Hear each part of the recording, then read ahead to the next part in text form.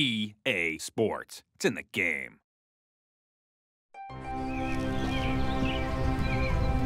Springtime, the season of rebirth, of birds singing and glowing sunshine, flowers blooming, and our senses filled with a vivid bouquet of beauty. And for many, this season is the time we come back to golf, the game we love so much. It's also prime time for the best golfers in the world. The start of major championship season, beginning with their annual pilgrimage back to Augusta National Golf Club, home of the Masters. And soon we'll know who's earned the right to slip on the coveted green jacket. Now, you can experience the taste of victory at Augusta National as well, because for the first time in franchise history, Tiger Woods PGA Tour 12 The Masters features the world's most famous golf course. Are you ready? Is your game up to the challenge? Because now you can have your very own tee time at Augusta National.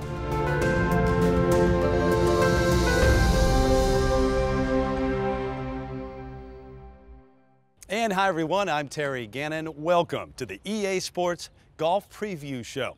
I'm at the Navy Golf Course, Seal Beach here in Cypress, California. It's right here where Tiger Woods first played the game of golf at the age of 18 months and where he posted a 48 over 9 holes when he was just 3 years old. Today, more than 30 years later, Woods is still perfecting his game while he pursues his 5th victory at the Masters. We'll hear from Tiger throughout the show about his love for Augusta National and about playing on those hallowed grounds. We'll also hear from many of the game's top players as they prepare for the upcoming major championships. Plus, we'll take an exclusive look inside Nike Golf's tour trailer, as well as behind the scenes with the EA Sports development team, which has turned Augusta National into a digital masterpiece. And we'll spend time with Rickie Fowler, who was just 8 years old when Tiger won his first green jacket. Rickie is getting ready to play the Masters for the very first time. Fowler is an integral part of a new breed of young stars who are changing the golf landscape. On the PGA Tour, the future is now, with a growing number of young, stylish, and confident players from all corners of the world. And every tournament delivers spirited competition between this new breed and the game's established veterans. Last year, 11 players in their 20s combined for 14 wins. Nearly half of the final 25 on the FedEx Cup points list were under the age of 30, and they continue to play well in 2011. Each generation kind of learns off the one before, and this group is really good now. The Rorys and Ryo Ishikawas, Jason Day.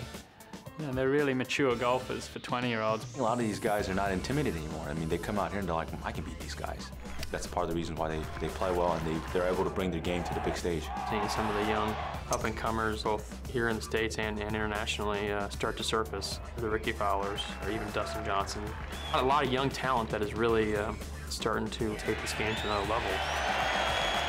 There's a lot more really good golfers. All the fields are getting a little bit stronger from top to bottom. It's shrunk a little bit as far as, you know, the last guy to the best guy. It's not as much of a gap. For a good number of years now, we've all been striving to work harder at our games, and we've all been working and dreaming about getting to the highest level, and I think that's what you're seeing come through. When you see the other guys playing good, you ask, why not me? We're all trying to win golf tournaments, and when you see somebody win, you get a little jealous in a good way.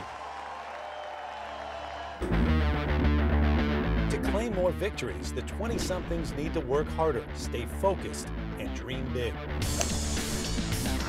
Because there's a stable of veterans who have figured out the nuances of the game and are unwilling to concede an inch. You can look back at a ton of memories, good and bad, and take those experiences and apply them to when you're a little bit older, and I think that's why guys play well when they're older. The PGA Tour is the natural place to gravitate to because it's the strongest tour in the world. So you want to be competing against Tiger and Phil and Steve Stricker and all these other guys. Guys have learned how to play. Our guys are fearless, and it's turning everything over. Tiger was dominating, Phil's been dominating. They're still there, but the young guys are actually showing up now, and they're showing that they can play.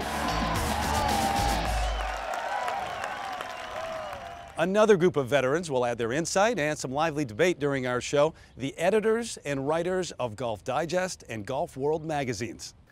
You know, I've been talking to Sean Foley a lot lately, and understandably, he's speaking about Tiger and what they're doing, and he keeps saying they're close, they're close. You know, Tiger's really getting it on the range. And I can't help but think, even if Tiger does come back to some semblance of what he was, or even better than he was, maybe the young guys that are out on tour right now are that much better, and it won't make a difference. I'm wondering what you guys think about that. Well, you know, here's one of the advantages, huge advantages I think the young guys have out there right now, is not only has Tiger shown them the way for what's possible, but they don't have a decade of psychological scar tissue inflicted on them by Tiger the way an entire generation of players does. I think that's overestimated, though. I just think he's better. If he's right, he's better. He's got no weaknesses in his game if he drives it in the fairway. From that point on, he's better at almost every area than any of these young challengers that we, you know, rightfully admire, but they're not Tiger Woods.